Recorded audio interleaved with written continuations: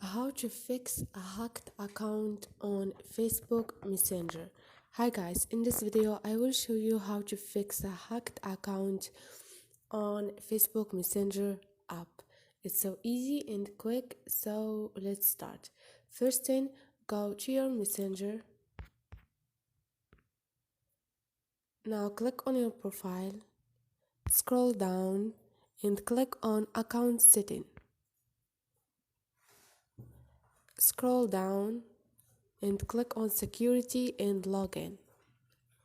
Scroll down and click on the last option, which is if you think your account was hacked. Now choose I found a post, message, or event that I didn't create. Someone else got into my account without my permission. Click on one of those and click on continue and follow those steps. I hope this video was helpful to you, and if you liked the video, don't forget to subscribe and like.